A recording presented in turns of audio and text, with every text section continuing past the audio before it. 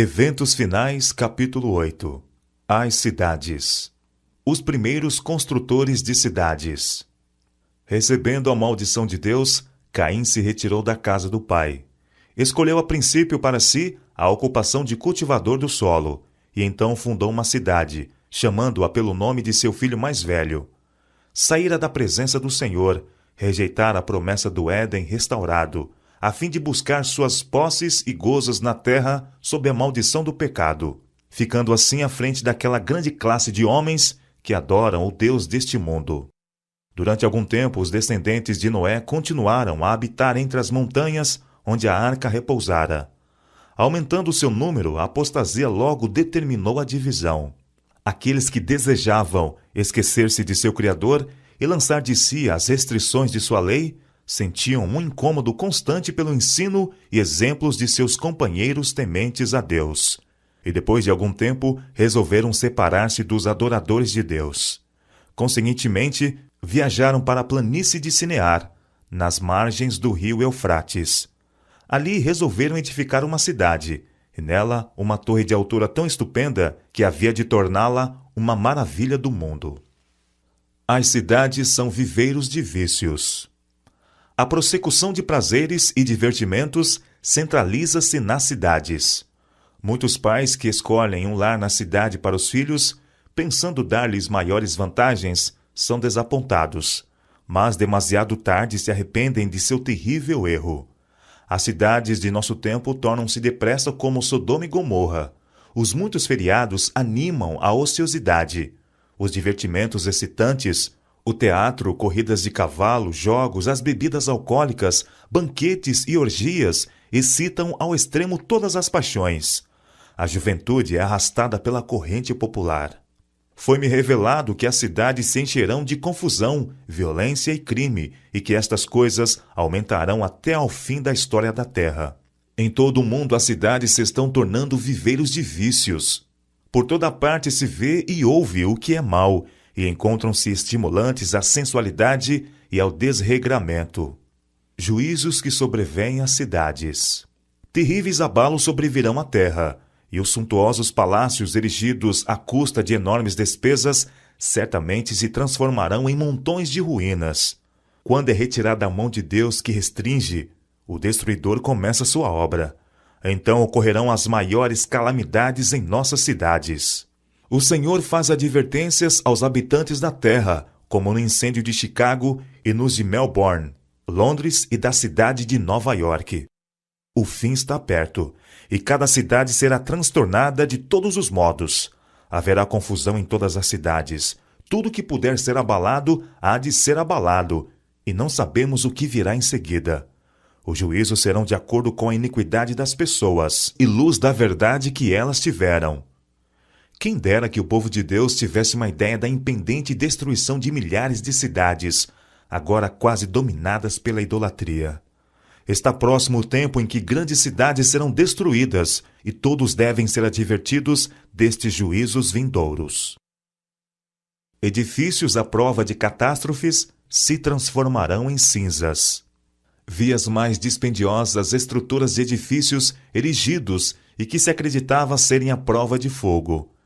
E assim como Sodoma pereceu nas chamas da vingança de Deus, essas suntuosas construções também se transformarão em cinzas.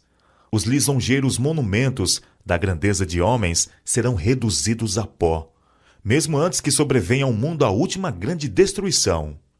Deus está retirando o seu espírito das ímpias cidades, as quais se tornaram como as cidades do mundo antediluviano e como Sodoma e Gomorra. Suntuosas mansões, maravilhas da habilidade arquitetônica serão destruídas num momento para outro, quando o Senhor notar que os proprietários excederam os limites do perdão. A destruição pelas chamas de majestosos edifícios que se presumia serem à prova de fogo é uma ilustração de como, em pouco tempo, a arquitetura da terra jazerá em ruínas. Os homens continuarão a erigir edifícios dispendiosos que custem milhões de dólares. Será dada especial atenção à sua beleza arquitetônica e à firmeza e solidez com que são construídos. Mas o Senhor me informou que, não obstante a extraordinária firmeza e o dispendioso aparato, esses edifícios terão o mesmo fim que o Templo de Jerusalém. A cidade de Nova York. Deus não tem executado sua ira sem misericórdia. Sua mão ainda está estendida. Sua mensagem precisa ser transmitida na grande Nova York. Deve ser mostrado ao povo como é possível para Deus, com um simples toque de sua mão, destruir os bens que eles acumularam para o último grande dia. Não tenho luz especial a respeito do que sobrevirá a Nova York, mas sei que um dia os grandes edifícios que estão ali serão demolidos pela ação construtiva e destrutiva do poder de Deus. A morte chegará a todos os lugares. É por isso que estou tão ansiosa de que nossas cidades sejam advertidas. Uma ocasião, achando-me eu na cidade de Nova York, fui convidada, à noite, para contemplar os edifícios que se erguiam, andar sobre andar, para o céu. Garantia-se que esses edifícios seriam a prova de fogo e haviam sido erigidos para glorificar seus proprietários e construtores. A cena que em seguida passou perante mim foi uma alarma de fogo. Os homens olhavam aos altos edifícios, supostamente incombustíveis, e diziam: estão perfeitamente seguros. Mas esses edifícios foram consumidos como se fossem feitos de pés. Os aparelhos contra incêndios nada podiam fazer para deter a destruição. Os bombeiros não podiam fazer funcionar as máquinas. Chicago e Los Angeles. Cenas que logo ocorreriam em Chicago e outras grandes cidades também passaram diante de mim. Ao avolumar-se a iniquidade e retirar-se o protetor poder de Deus, houve tempestades e ventos destruidores. Edifícios foram destruídos pelo fogo e deitados abaixo por terremotos. Algum tempo depois disso, foi-me mostrado que a visão dos edifícios em Chicago e o ônus sobre os recursos de nosso povo para erigi-los e sua destruição era uma lição prática para o nosso povo, advertindo-os de que não deviam investir amplamente seus recursos em propriedades na cidade de Chicago ou em alguma outra cidade, a não ser que a providência divina abrisse o caminho e indicasse claramente o dever de construir ou comprar, por ser necessário a transmissão da mensagem de advertência. Foi feita uma admoestação similar no tocante ao ato de construir em Los Angeles. Reiteradas vezes tenho sido avisada de que não devemos aplicar recursos na construção de edifícios dispendiosos nas cidades. São Francisco e Oakland. São Francisco e Oakland estão se tornando como Sodoma e Gomorra, e o Senhor irá puni-las. Não vai longe o tempo em que elas sofrerão os seus juízos. O terrível terremoto que sobreveio a São Francisco será seguido de outras manifestações do poder de Deus. Sua lei tem sido transgredida. As cidades tornaram-se poluídas pelo pecado. Estudai a história de Nínive. Deus enviou uma mensagem especial a essa cidade iníqua por intermédio de Jonas. Muitas mensagens como a sua seriam transmitidas em nossa época, se as cidades iníquas se arrependessem como Nínive. Mesmo nas cidades em que os juízos de Deus têm caído em consequência dessa transgressão, não há sinais de arrependimento. Os bares ainda estão abertos e muitas tentações são mantidas diante do povo. Outras cidades iníquas. Ao nos aproximarmos do fim da história terrestre, as cenas da calamidade de São Francisco hão de repetir-se em outros lugares. Estas coisas me infundem um ar muito solene, pois sei que o dia do juízo está precisamente diante de nós. Os juízos que já ocorreram constituem uma advertência, mas não o fim da punição que sobrevirá às cidades iníquas. Estas cenas logo serão presenciadas assim como foram claramente descritas. Apresento estas maravilhosas declarações das Escrituras para a consideração de todos. As profecias relatadas no Antigo Testamento são a palavra do Senhor para os últimos dias e cumprir-se-ão com tanta certeza como vimos a desolação de São Francisco. Tenho ordem de declarar a mensagem, dizendo que as cidades onde reina a transgressão, extremamente pecadoras, serão destruídas por terremotos, pelo fogo e por dilúvio. Todas as advertências de Cristo acerca dos eventos que ocorrerão perto do fim da história terrestre estão agora se cumprindo em nossas grandes cidades. Deus está permitindo que estas coisas sejam trazidas à luz para que as possa ler até quem passa correndo. A cidade de São Francisco é uma amostra do que o mundo inteiro está se tornando. O pernicioso suborno, a malversão de recursos, as transações fraudulentas entre os homens que têm autoridade para soltar os culpados e condenar os inocentes, toda essa iniquidade está enchendo outras grandes cidades da terra e tornando o mundo como ele era nos dias que precederam o dilúvio. Os sindicatos nas cidades.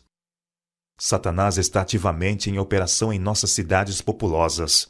Sua obra é observada na confusão, na luta e discórdia entre o capital e o trabalho, bem como na hipocrisia que penetrou nas igrejas. A concupiscência da carne, a soberba dos olhos, a ostentação do egoísmo, o abuso do poder, a crueldade e a força empregados para fazer com que os homens se liguem às confederações e uniões, atando-se a si mesmos em molhos para a queima dos grandes fogos dos últimos dias, tudo isso é operação de instrumentos satânicos. Os ímpios estão sendo atados em feixes, atados em trustes, em sindicatos, em confederações. Não devemos ter nada que ver com essas organizações. Deus é nosso soberano, o nosso governador, e Ele nos convida a sair e separar-nos do mundo. Retirai-vos do meio deles, separai-vos, diz o Senhor, não toqueis em coisas impuras. Se recusarmos fazer isso, se continuarmos a nos vincular ao mundo e a encarar toda a questão de um ponto de vista mundano, tornar-nos-emos como o mundo. Quando métodos e ideias mundanos governam nossas transações, não podemos colocar-nos sobre a elevada e santa plataforma da verdade eterna. Os sindicatos, uma fonte de perturbação para os adventistas. Os sindicatos serão um dos instrumentos que trarão sobre a terra um tempo de angústia, tal como nunca houve desde o princípio do mundo. Alguns homens combinarão segurar todos os meios que se possam obter em certos ramos de negócio. Formar-se-ão sindicatos, e os que a eles se recusam unir serão homens marcados. Por causa dessas uniões e confederações, logo será muito difícil nossas instituições levarem avante seu trabalho nas cidades. Minha advertência é: conservai-vos fora das cidades. Não edifiqueis sanatórios nas cidades. Bem depressa se aproxima o tempo em que o poder controlador dos sindicatos será muito opressivo. Nas cidades, muitos anseiam por luz e verdade. As cidades das nações serão tratadas rigorosamente. Contudo, não serão castigadas com a extrema indignação de Deus, porque algumas almas ainda se despregarão dos enganos do inimigo, arrepender-se-ão e se converterão. As trevas espirituais que cobrem o mundo inteiro estão se intensificando nos apinhados centros populacionais. É nas cidades das nações que os obreiros evangélicos encontram a maior impenitência e a maior necessidade. E nessas mesmas cidades, os ganhadores de almas deparam com algumas das maiores oportunidades. Em meio às multidões que não pensam em Deus e no céu, encontram-se muitos que almejam luz e pureza de coração. Até mesmo entre os descuidados e indiferentes, a atenção de não poucas pessoas pode ser atraída por uma revelação do amor de Deus pela alma humana. É preciso haver diligente esforço nas cidades. Como preparação para a vinda de Nosso Senhor, devemos realizar um amplo trabalho nas grandes cidades. Temos um solene testemunho a ser dado nesses grandes centros. A mensagem de advertência para este tempo não está sendo transmitida diligentemente no grande mundo comercial. Dia a dia, os centros de comércio estão repletos de homens e mulheres que necessitam da verdade para este tempo, mas não obtêm conhecimento para a salvação de seus preciosos princípios, porque não são envidados diligentemente e perseverantes esforços para alcançar esta classe de pessoas onde elas se encontram. A mensagem do terceiro anjo deve agora ser proclamada não só em países distantes, mas também em negligenciados lugares por perto, em que há multidões não advertidas e salvas. Nossas cidades em toda parte requerem diligente e sincero trabalho da parte dos servos de Deus. Nem todos podem deixar as cidades por enquanto. Sempre que possível, é dever dos pais estabelecer lares nos campos para os filhos. Conforme o tempo avança, cada vez mais terá nosso povo de sair das cidades. Durante anos temos recebido a instrução de que nossos irmãos e irmãs, e especialmente as famílias que têm filhos, devem fazer planos para abandonar as cidades conforme diante deles se abra o caminho para fazê-lo. Muitos terão de trabalhar com empenho para ajudar a abrir o caminho. Mas até que seja possível saírem, durante todo o tempo que ali permanecerem, devem ser muito ativos em fazer trabalho missionário, por mais limitada que seja a sua esfera de influência. Nossas cidades estão se tornando cada vez mais ímpias, e cada vez mais se torna evidente que os que desnecessariamente nelas permanecem fazem-no pondo em perigo a salvação de sua alma. Cidades e vilas se acham embebidas no pecado e na corrupção moral. Todavia, existem Lós em toda Sodoma. Escolas, igrejas e restaurantes nas cidades. Muito mais se pode fazer para salvar e educar os filhos dos que, presentemente, não podem sair das cidades. Essa é uma questão digna dos nossos melhores esforços. Devem-se estabelecer escolas de igreja para as crianças que estão nas cidades, e em ligação com essas escolas, devem-se tomar providências para o ensino de estudos mais elevados, onde estes forem exigidos.